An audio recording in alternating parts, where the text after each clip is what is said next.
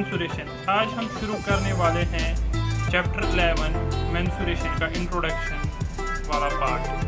तो मेंसुरेशन की जो एक्सरसाइज सॉल्व करने से पहले हमें ये जो बेसिक कॉन्सेप्ट्स है ये हमें पता होने चाहिए। तो अगर हमें ये एरिया पता होगा और सरकमफ्रेंस, पेरीमीटर, इन फिगर्स का पता होगा तो इनकी मदद से हम फिर सारे जो हमारे क्वेश्चंस आएंगे, एक्सरसाइज आएंगे वो सॉल्व कर सकते हैं।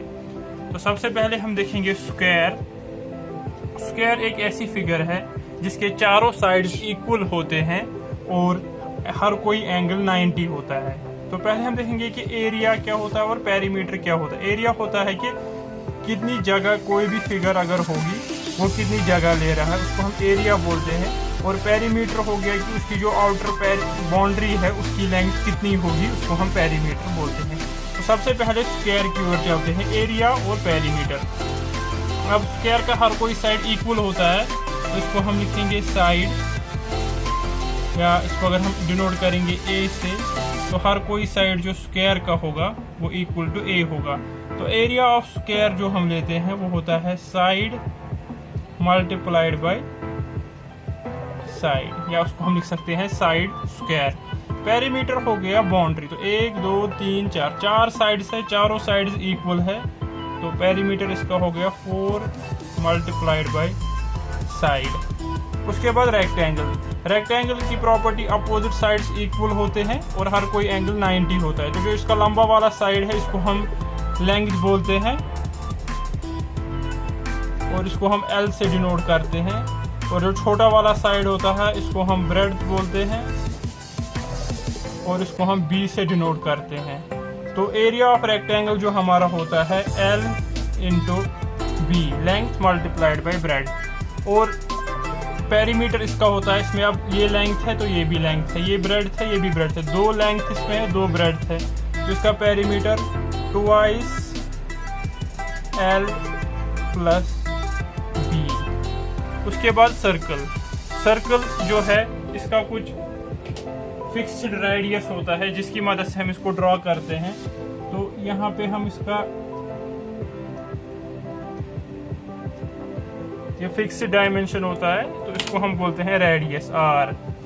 तो रेडियस ऑफ सर्कल होगा तो एरिया इसका होता है पाई R स्क्वायर। और जो पाई की वैल्यू है, पाई जो हम लेते हैं वो 22/7 होता है, या किसी कंडीशन में हमें दिया होता है पाई आप 3.14 लीजिए, तो उसी बेसिस पे हम पाई की वैल्यू लेते हैं। उसके बाद सरकमफ्रेंस। जैसे कि हम रेक्टेंगल और स्क्वायर में पेरीमीटर टर्म यूज करते हैं, उसी तरह से सर्कल की जो आउटर पेरीफेरी है इसकी जो लेंथ है उसको हम सरकमफ्रेंस बोलते हैं। तो उसका वैल्यू जो होता है 2 पाई R। तो पाई की वैल्यू अगेन 22/7 और 3.14 जो भी कंडीशन होगी। उसके बाद ट्रायंगल। ट्रायंगल एक 3 साइडेड फिगर होता है तो इसके साइड्स को हम डिनोट करेंगे A B C। तो और उसके बाद जो ट्रायंगल है वो बहुत टाइप्स के होते हैं, स्केलियन, आइसोसेलेस, इक्विलेटरल। तो हम एक जनरल ट्रायंगल ले रहे हैं तो इसका एरिया कैलकुलेट करने के लिए क्या है, एक वर्टिस से हमें परपेंडिकुलर ड्रॉ करना है। तो इसको हम डिनोट करेंगे H से। जिस वर्टिस इस पॉइंट से हम परपेंडिकुलर इस साइड पे डाल रहे हैं तो ये बेस हमारी होगी, ये हमारी ऑल्टीट्यूड होगी। तो इस साइड से भी अगर हम डालेंगे तो उस टाइम पे ये ऑल्टीट्यूड होगी, ये बेस होगी। अगर इस पॉइंट से डालेंगे तो ये ऑल्टीट्यूड होगी यहाँ पे और ये बेस होगी। तो एरिया होगा यहाँ पे 1/2 मल्टीप्लाइड बाई बेस। बेस यहाँ पे अब हमारी B से डिनोट है और हाइट हमारी H से डिनोट है, या इसको हम लिख सकते हैं 1/2 बेस इंटू ऑल्टीट्यूड। और पेरीमीटर हो गया सम ऑफ साइड्स। तो A B C से हमने इनको डिनोट किया तो पेरीमीटर हम ले सकते हैं A plus B plus C। तो उसके बाद हम चलते हैं पैरेललोग्राम। पैरेललोग्राम की प्रॉपर्टी ये है अपोजिट साइड्स इक्वल होते हैं। तो एरिया ऑफ पैरेललोग्राम जो है, अगर ये हमारा एरिया इसका निकालना है तो हमें इसमें भी एक परपेंडिकुलर ड्रॉ करना है। तो यहाँ से अगर हम परपेंडिकुलर इस पे ड्रॉ करेंगे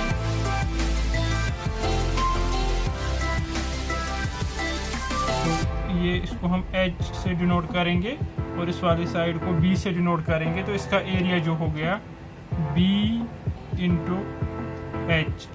या ये परपेंडिकुलर हमारी दूसरे पॉइंट से भी आ सकती है, यानी कि इस साइड से हो सकती है इस पे। तो अगर इस पे हम डालेंगे परपेंडिकुलर इस वर्टिसिस से,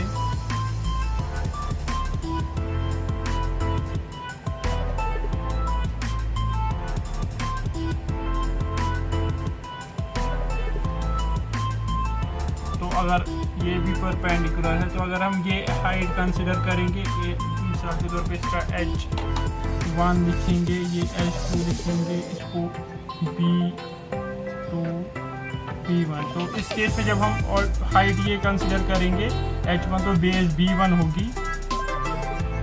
या अगर हम ये वाली हाइट कंसिडर करेंगे तब हमारा B2 मल्टीप्लाइड बाई H2, यानी कि आपको याद रखना है B1 बेस इंटू हाइट।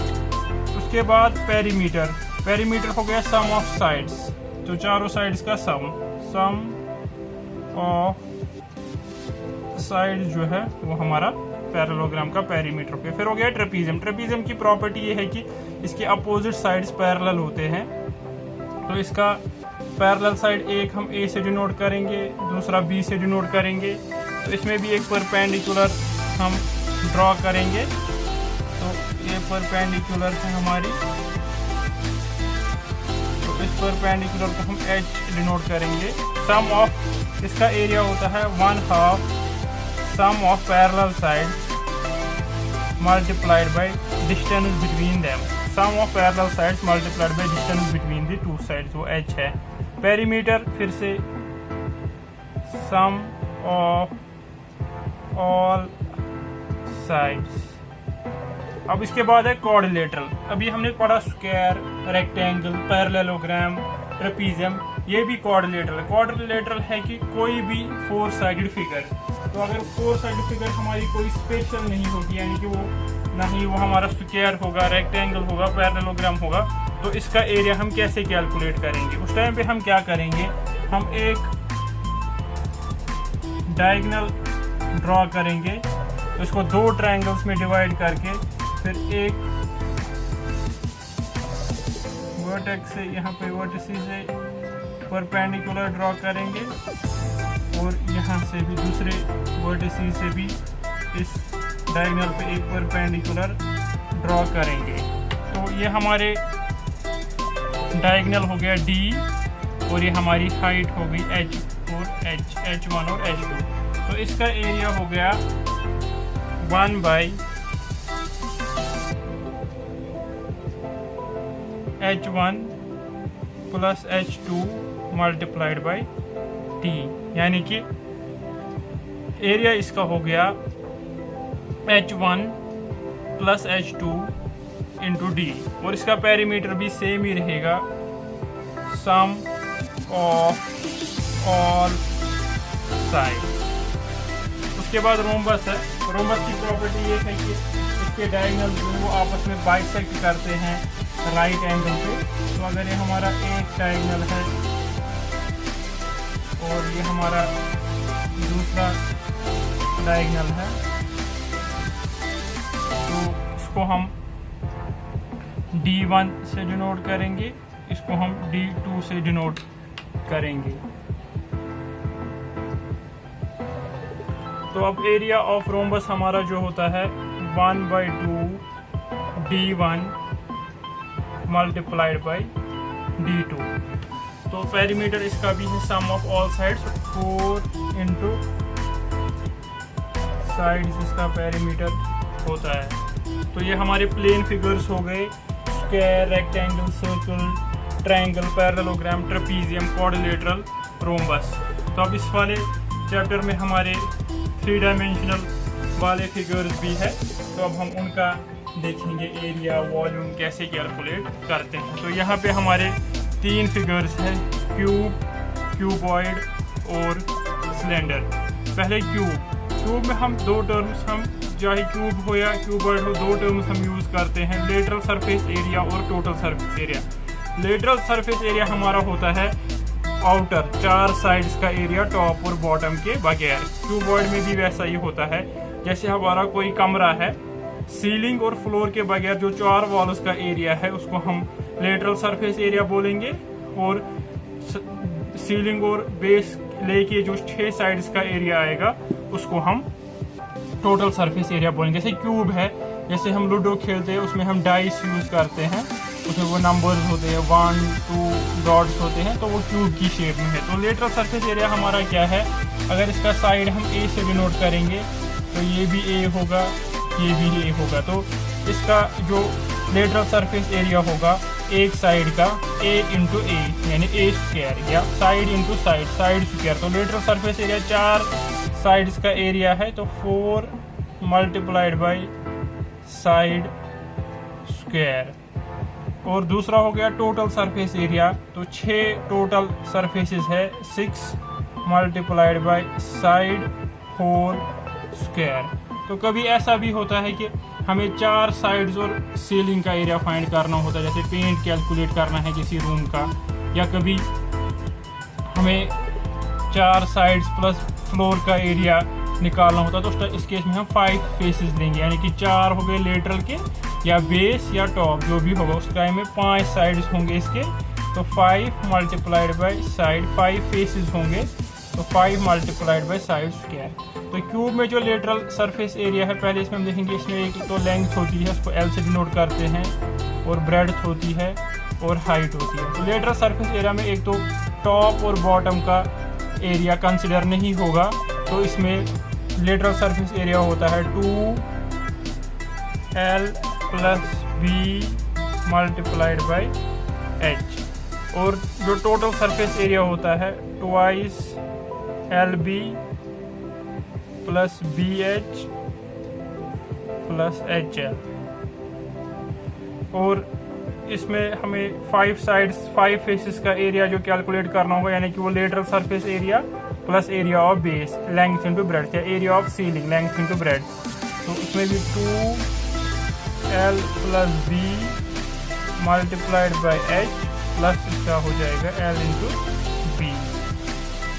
और अब रह गया हमारा क्यूब और क्यूबॉइड का पहले वॉल्यूम। वॉल्यूम ऑफ क्यूब जो होता है side into side into side, यानी कि 3 बार साइड को मल्टीप्लाई करना है।